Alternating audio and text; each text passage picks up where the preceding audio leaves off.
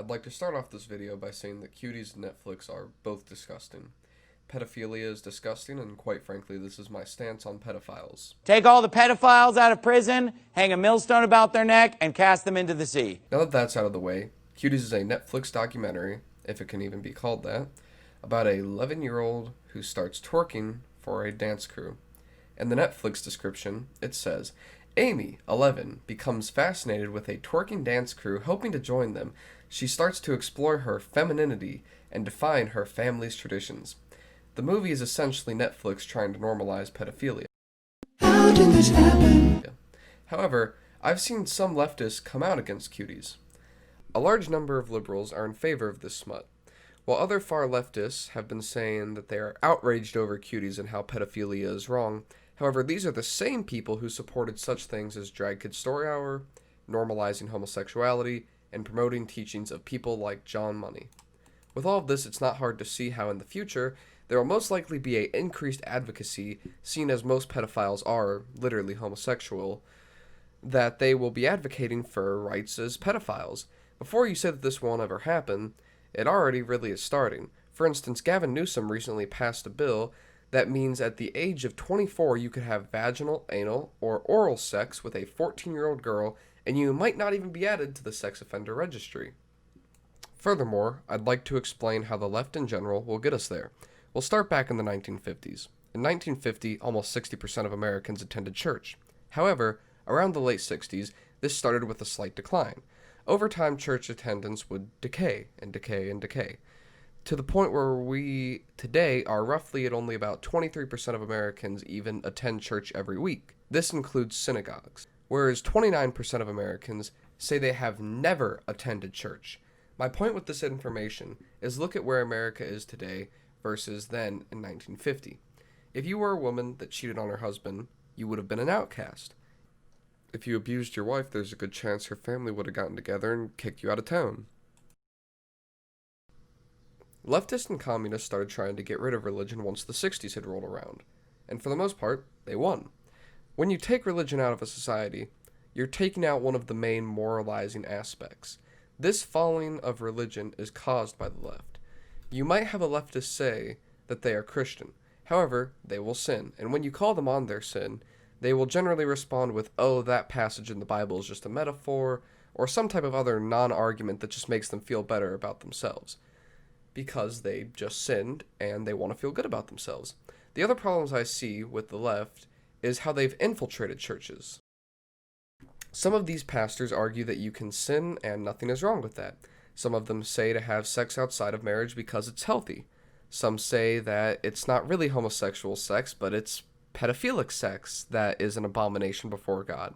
Despite it saying in the Bible, in Leviticus 18:22, do not practice homosexuality. Having sex with another man as a woman, it is a detestable sin. I believe that is in the Living Testament version, whereas in the King James version it says, thou shalt not lie with mankind as with womankind, it is an abomination. These pastors that you listen to in 2020 lie to you and degrade the very word of God himself. So now that religion is in the process of being destroyed, where will the leftists go next? They'll attack and degrade all social standards, whether it be in the clothes we wear, the movies we watch, or the music we listen to. The left is there to destroy and degrade these things by making them more revealing, hypersexualized, and less moral. I'm going to play a small clip by Paul Harvey that really emphasizes my 3 points here. If I were the devil, if I were the devil, if I were the prince of darkness, I'd want to engulf the whole world in darkness, and I'd have a third of its real estate and 4/5 of its population, but I wouldn't be happy until I had seized the ripest apple on the tree, thee. So I'd set about, however necessary, to take over the United States. I'd subvert the churches first. I'd begin with a campaign of whispers. With the wisdom of a serpent, I would whisper to you as I whispered to Eve, do as you please. To the young, I would whisper that the Bible is a myth. I would convince them that man created God instead of the other way around. I would confide that what's bad is good and what's good is square. And the old I would teach to pray after me, Our Father, which art in Washington. And then I'd get organized. I'd educate authors in how to make lurid literature exciting so that anything else would appear dull and uninteresting. I'd threaten TV with dirtier movies, and vice versa. I'd peddle narcotics to whom I could. I'd sell alcohol to ladies and gentlemen of distinction. I'd tranquilize the rest with pills. If I were the devil, I'd soon have families at war with themselves, churches at war with themselves, and nations at war with themselves, until each in its turn was consumed. And with promises of higher ratings, I'd have mesmerizing media fanning the flames. If I were the devil, I would encourage schools to refine young intellects, but neglect to discipline emotions. Just let those run wild. Until before you knew it, you'd have to have drug-sniffing dogs and metal detectors at every schoolhouse door. Within a decade, I'd have prisons overflowing.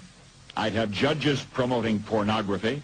Soon I could evict God from the courthouse, then from the schoolhouse, and then from the houses of Congress. And in his own churches, I would substitute psychology for religion and deify science. I would lure priests and pastors into misusing boys and girls and church money.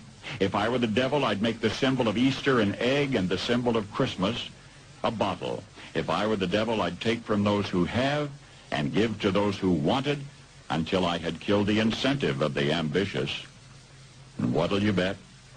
I couldn't get whole states to promote gambling as the way to get rich. I would caution against extremes in hard work, in patriotism, in moral conduct. I would convince the young that marriage is old-fashioned, that swinging is more fun, that what you see on TV is the way to be. And thus I could undress you in public, and I could lure you into bed with diseases for which there is no cure. In other words, if I were the devil, I'd just keep right on doing what he's doing. It's interesting how spot on that prediction is, isn't it? Finally, the left started pushing homosexuality on the average person as far back as the 1970s when pride parades first started. However, at this time, they didn't let the full degeneracy out just yet. These June rallies and parades would continue until around 1999, when Bill Clinton made June the official Gay and Lesbian Month. By 2000, they had gotten a little bit more degenerate. However, people still didn't seem to think about stopping it, until it began coming to their very doorsteps. By 2009, Obama had declared June LGBTQ Pride Month. Now states had started pushing referendums for gay marriage. Most of these would fail, even in a state like California, where it was only allowed for a small amount of time. However, after this, California decided to pass Prop 8, which would outright ban gay marriage. However, this all came to a head when the Supreme Court would vote 5-4 in Obergefell versus Hodges. This would be the nail in the coffin for marriage as it had been. At the time, the justification was seen as it's just gay marriage, and they deserve tax breaks just the same as married couples. Oh, if only we could have known. Now, from 2016 to 2020, they pushed all sorts of things like child drag story hours, saying that, oh, it's just being inclusive and teaching kids about the diverse world we live in. However, they have always said until now that it's just for people who are 18 and plus. Well, I submit to you the case of a very young boy, 8 to be exact, named James. James was a normal child until his delusional leftist mother decided she wanted a little girl. She started referring to James as Luna and telling other people to call James Luna. James, only 8, obviously became confused like any of us would, and so when he said he was confused, his mother used this to try to make him become trans. His father said hell no and tried to fight, until finally, on August 11th, Judge Mary Brown said fuck you to this young child and secured her personal spot in hell when she not only ruled to let James start counseling and start getting trans surgeries, she ruled the father has to pay for it. Disgusting, isn't it? So believe me when I say that it won't be a shock to me in 20 years when they try to push pedophilia. That's all I have to say today. Thanks for watching. Please leave a like if you enjoyed the video, and make sure you subscribe and share the video. Thanks and have a great day.